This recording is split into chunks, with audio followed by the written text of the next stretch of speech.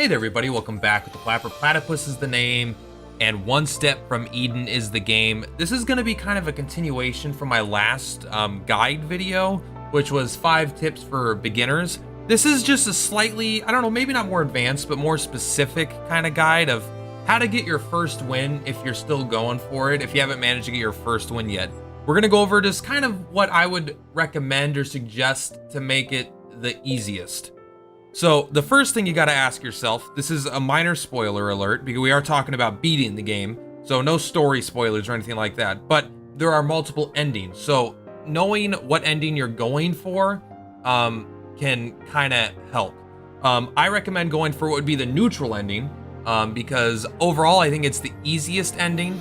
It gives you the most flexibility through your run, and also it'll unlock additional skill sets for your characters. Like you can see I have Mana Fire and Bullet Hell here. It'll get their alternate loadout. And in order to get the neutral ending, it's actually really easy. All you have to do is kill a boss at some point and save a boss at some point.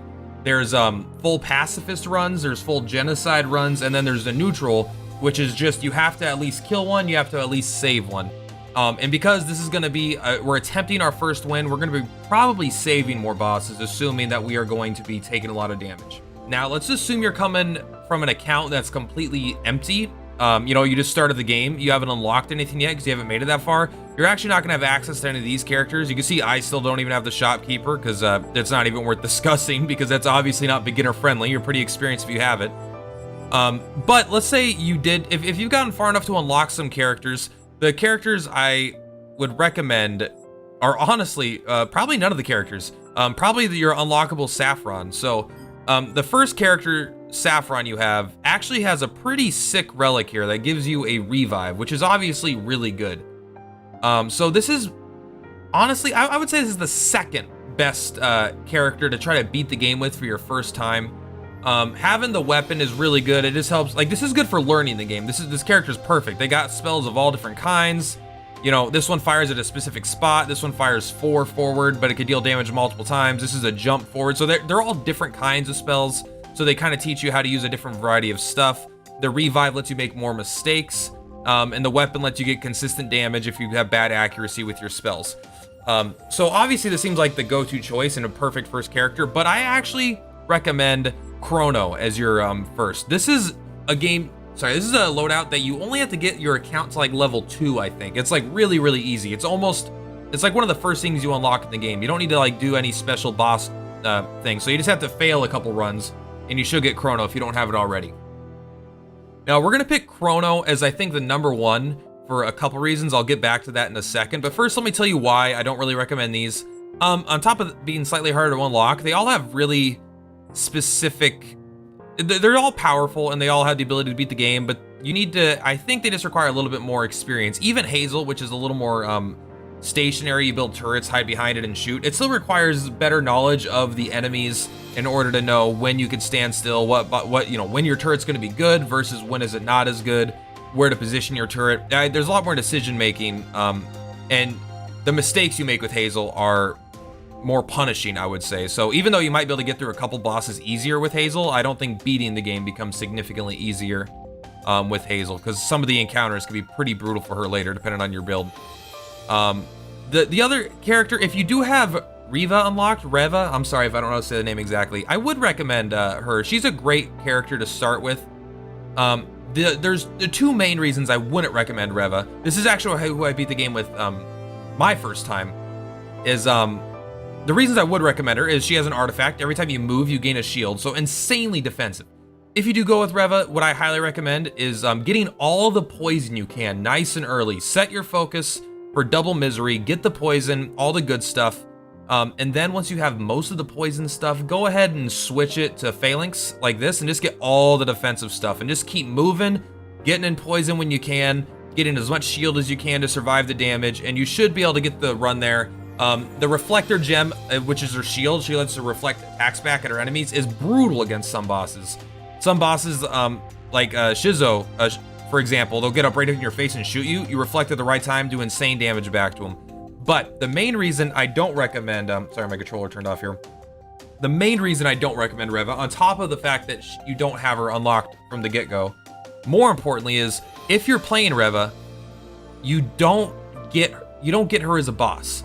And if you don't get her as a boss, you cannot spare her, and she has the best sparing buff to your chances to win in the game. If you fight Reva as a boss and you spare her, she will give you a revive. Upon taking lethal damage, she will come save you and heal you up to 400 HP. And that is a benefit you cannot get if you are playing her. So even though I think she is a character that is really good at beating the game, for your first win, I think fighting her as a boss and saving her is actually pretty crucial to help you overcome the damage you'll probably be taking while you're learning the game. So we're gonna go with Saffron, and Chrono is what I actually recommend going with here. It's not as intuitive. It might actually be a little bit slightly harder than default to learn, but this wristwatch is everything. I mean, there's so much about this kit that is everything. This kit, even though you lose your revive, you'll have Reva around to get a revive. But the thing is, the wristwatch slows down time for 2 seconds, and that's just on your right trigger all the time. This helps. I'll give you a few demonstrations up here when I go into the game, but this is so insanely powerful. It makes this the most powerful, I think, starting character, period, like S tier. The fact that you can spend 1 mana to slow down time for 2 seconds, this makes it so you can land your spells with perfect accuracy. You could dodge the attacks that are just too fast. That makes them go to a snail's pace, and you know how to dodge them very easily. It's 1 mana. It's pretty significant in the early game, but by the late game, sometimes you have 5 or 6 cap. Your mana regain is through the roof. You basically almost have like a permanent slowdown. There's like a slight cooldown on it, but it's pretty minor. So this could just help you get in insane damage. Like your attacks, when you're casting spells, like your attacks don't feel like they slow down or stop at all. You can cast spells at full speed, but the enemies are moving, so you could dodge and move just as fast. It's like time slows for everyone else besides you. Right, so this is absolutely just insanely powerful, which will help you avoid more damage than the revive. But even though she doesn't have a revive, she does have built-in HP healing, which it's not the best, but it is pretty good. So you have the built-in sustainability to help you kind of get through, because you're gonna have to kill at least 1 boss, ideally the first boss if you can, because they're only gonna get harder as you go on. And the rooms leading up to the bosses get harder.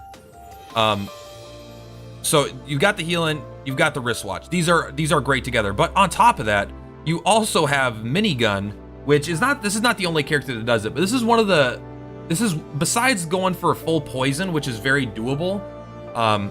Minigun is one of the best spells to just get absurdly broken really, really easily for insane damage. If you keep a deck small and you get a bunch of upgraders and you just upgrade minigun 2 or 3 times even, and you get double cast, and then you get like mana reduction, and then you get like a few other Trinity things, this thing is just going off.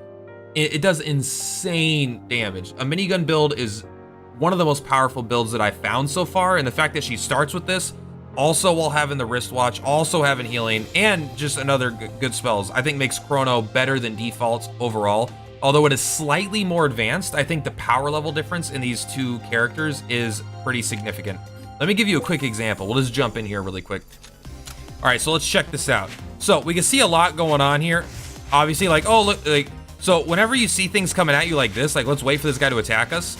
Instead of moving, like, oh crap, what's going on? Look how much time we have to dodge these attacks. It's actually like nuts. So these guys actually also kill themselves, which is awesome. So we're gonna wait for this guy to move at us. We're gonna save our mana for a second since this is still early.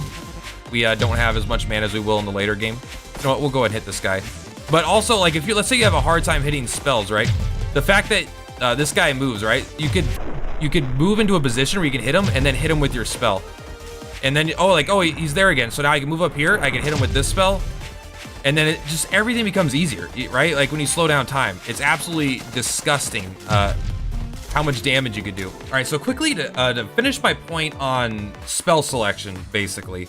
Going with the minigun build is really, really good. You can see that you want to set your focus as soon as you can. Don't forget that. That's in my first video. But you're going to want to set it to what I would say. The fact that minigun is so good on its own, you don't really need to do that much. I would probably go for an early convergence. Go for a couple Trinity things, like 1 or 2 more Trinity. That way your deck really can have a double cast minigun. Because if you double cast a double cast minigun, it's just absolutely insane. Especially you start getting a little bit of spell power. So, which is also in here. This is Trinity and spell power. Outside of that, so once you get a few Trinity to go along with this, and maybe ideally some spell power. Don't take anything extra. Anything that's not directly gonna make your minigun or Trinity better, I would avoid. A good example would be, I think Tri-Shot is insane. Man of Steel is pretty darn good, and there's Tri-Rag, I think, is also like really good. Then once you get through that, go right here, double focus. Oh, I got my cursor stuck. Double focus, go straight to Phalanx. And then just start getting, it's okay to get like an extra 5 or 6 spells of the best defensive stuff, especially Fort, something that gives you like 150 shields. Shield Up is good, Counter Strike, really good. These are all things you want to be watching out for. Just things that will build up your defense, because that's what you really need. You need buffers in these fights because you're new to the game. You're going to be getting hit by a lot of things. And even though we have incredible dodging, and we could essentially keep bosses in like a near standstill for like half the fight, they could just not be moving, right? We have like that long of a cooldown. It's like an extra second or two. So it's like 50% of the fight could be completely frozen for us. We still want basically just to completely rely on this minigun in the late game, and we want to rely on our shields. So minigun for damage, and honestly, all of the Trinity stuff is pretty good for damage, especially the minigun. Spend your upgrades on this, and then shields to keep us alive. When it comes to artifacts, it's a little less clear because there's just so many, and you're gonna get options, you know, for an insane amount. So you kind of just learn what's good versus what's not good. Obviously, you take your bandages when you're low on HP and you think you need it to survive, but if you can avoid taking things like bandages, it'd be ideal. What you're gonna want a lot of is a lot of mana regen over maximum mana. Maximum mana is not that good in my opinion. It's not bad. Like Blue Flame might be a bit extreme because I would take this, but only if I've previously gotten my max mana. I don't really want to go below 3 most of the time because there are cards that are 3 that are very good that you're going to want to run. Keep your eye open for things like Bulwark. Things like Bubble are you're probably not going to need because you're not going to have flow. If you're going for a flow build, obviously it's good, but not incredible. Other things you're going to want to look for are, what are the ones I'm looking for specifically? Empty Bottle is good. But what are like the main big ones here? Hit Seeker. This one is huge. Take Hit Seeker if you see it. 10% chance to launch a 40 damage missile when a spell hits an enemy. When you're double casting a double casted minigun, every bullet has a 10% chance to fire missiles. So it's absolutely an insane amount of damage. And besides that, things like long sleeves is actually really good, but it's kind of rare. You're not going to find it. Try to focus on mana regen. Even something like this, add 3 drams to your deck and get mana regen. This sounds worse than it is. This is actually one of the most powerful spells. It adds 6 mana worth of jams to your deck, but you can get that. The mana regen it gives you is huge. 0.3 is 3 times bigger than the normal upgrade. And especially like in a boss fight, they're gonna be longer. Especially, you know, spoiler alert, the final boss fight has the most HP. It's gonna take a long time. You only have to cast those jams each one time, and then you just have the permanent mana effect. It's not like every time you shuffle. It only puts them 3 into your deck when you start the fight. So anything that is like this is really, really good. Because you want to start getting through your spells as fast as possible in the late game, especially because you're gonna be having a couple really, really expensive shield spells. So make sure you look for things like this. Obviously, you see these insane legendary ones. You kind of know which ones are incredible here. What is good versus what's bad. Pocket Watch is basically your right trigger, but on your left trigger instead, or whatever button it is on keyboard. I use a controller. It's just more free shuffling. Actually, one second. I love that this says Pocket Sand. This looks like both a Naruto and a King of the Hill reference, so mad props to the developer there for that. But artifacts, yeah, we're not. You don't get to target what artifacts you're going for as well. Just keep your eyes open for defensive things. Remember that we don't want to take things like uranium. We don't want to gain spell power and lose HP. Although spell power is insane on the minigun because you get, 10 to 12 times the effect. Losing this HP is not what we want. We want things that give us defense. Now we want things that give us, mana regen to get through our spells faster. Other things to look out for, though, besides that, is things that do increase your spell power. Things that give you spell power for a minor downside, or you have to invest into, such as the the artifact here that gives you, I don't know where it's at, but it's every time you save a hostage, you get a spell power. If that shows up early, pick it right up, because the minigun gets +1 damage per bullet per spell power. So by having, yeah, merit badge right here. So if you, by the end of the game, you could have an extra 9, 10 spell power, you're doubling or tripling the power of your double casted minigun again. So kind of keep in mind the minigun. This is what our build is focused around for a first victory. You want very defensive spells and the minigun for damage, and you'll be doing damage with other things as well. But we really want to focus on that. I think it's one of the best strategies for an early build. All right, so last thing I think you need before heading out and grinding for your first victory is what is your strategy for the paths here? So early on, this is kind of going to be a little bit redundant in my last video, honestly, but early on, you want to take risks. You want to go, like, you don't want to go to this camp. This is the first floor. We really, really don't want, we want to avoid camps for as long as possible, but without dying. So if you are taking a lot of damage and you need the healing, you could do it. But what you're really going for are the mini bosses, the chests, and maybe not the shop on the first floor. There's not really a point, but the shops are really good because they have the curses or whatever, the pacts. But we're probably going to avoid those for a first one. They're slightly more advanced, I would say. But like, this is double chest, right? This is the path I would take on the first floor. If I was with a character like we are, that I'm confident I could break the chest. If you're not confident you could break the chest because you just don't know what the chests do, because they all have kind of a mini game. One of them will move, one of them will heal, one of them will have insane armor, so you have to hit them really quick. This character is really well set up to actually deal all of that, right? Because the one that moves, we could freeze time to hit very accurate. The one that heals, we have insane damage on our, this same spell that I used, the whirlwind here. This does, can I see exactly how much it does? 30 times 6, right? So that's like insane damage. And you can follow it up with a minigun as well.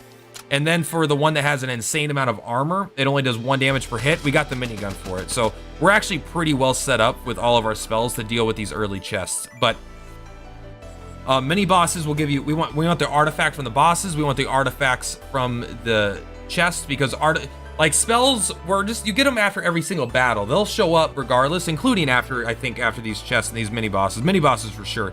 But we really want to focus on getting the artifacts, the things that show up only under special circumstances. So focus on that. And then on bosses, if possible, if you're fighting the very first boss you can, kill safely and not die on the next few fights, so, you know, to get to a camp fight, really try to do that, ideally on the first floor. Now, there's a asterisk here.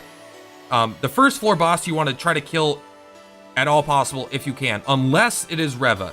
Reva, you will save no matter what, because when you save her, she will give you a revive, like I said earlier, and that is very, very important.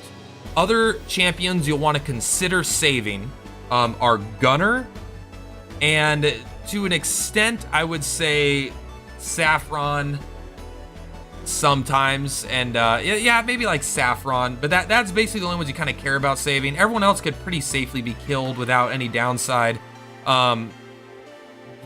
Hazel, I think, man, I already forgot her name. Why am I being so silly here? Let's take a look here really quick. Single player, I think it was Hazel, right? Hazel will build you turrets if you save her, which is not very good, but sometimes it makes the hostages really easy to save. But Reva gives you the revive. The Gunner gives you increased healing from campsites. Saffron will sometimes come in and throw a Ragnarok, which just does really heavy damage to enemies, so it can make it easier. But typically, if I was even missing a couple 100 HP, I would just, you know, I would save her. But if you're at full HP, I would kill Saffron. Never kill Reva. Gunner is, I would err on the side of saving Gunner as well if you come up to him. Hopefully you fight him early. Because you get the increased HP from every campsite you go to from then. Shizzo gives you like extra XP every time you go to a campsite, I think. It's, it doesn't seem that useful. Violet, it gives you like some spell power, which is nice, but not that important. Terra breaks some stuff, not that important. None of these, like, they're cool and they're good, but they're not vital. So, just keep that in mind. So, ideally, let's continue our run here. You want to kill the first boss you can, and then just try to save the rest of them. But if you ever beat a boss and you're only missing like 100 HP or less, maybe even like 200 or less, something where you could almost heal up to full by going to a campsite, try to just kill him, because you will get a lot more resources, usually better artifacts. They're always a better artifact because you don't get anything from saving them. You only get HP from saving them, and then they're run buff. So that's basically the strategy. And as you get on further, you get into like the 5th and 6th areas, you're gonna want, even though you're at full health, let's say you go into the area, you save the boss, and they brought you up to full health, and you're like, I don't need to go to a campsite, I'm at full health. By the time you get to that campsite, there's a good chance you'll have taken damage. So just err on the side of caution and try to go to the campsites on every single one for at least the last 3. Again, this is you're going for your first victory here. We're playing on the safe side. When you're a little more advanced and you know you're not going to take damage because you know the fights, you will continue doing the risky routes and then adjust accordingly, you know, because you'll have a better understanding. But at the late game, go for the campsites. And then all I could say for the final boss really is make sure you're hydrated, because that's a long fight. The boss has I don't want to spoil it, I'm not going to show anything on it, but if you've seen any of my other videos, you've probably already seen it there. But a lot of HP, but it's not that hard of a fight. It's a long fight though, comparatively to the other fights. You basically can't miss with most of your spells. So if you've gotten really, really broken, you could just start mashing spells as fast as you can, and you can destroy this boss very quick. It's not impossible to miss with your spells because there's a range, but it's almost impossible. So just keep that in mind. And important thing, keep using this R1. Keep using it. When you're fighting bosses and you're like, oh shit, oh shit, oh shit, oh shit, that your oh shit response should be to R1, right? Get to a position you could dodge, and then every time when it comes back up, dodge again. Anyway, guys, that's basically all I have to say this time around, and giving you advice on to get to your first win. If you have any more questions, please leave them in the comments down below. You can check me out on Twitch. I've been streaming this game Monday through Friday at 7 p.m. Pacific Standard Time. If I'm a little redundant or a little rambly, I'm sorry. I just tend to talk a lot, and I don't know. That's basically it. Guys, thank you so much for watching. See you next time.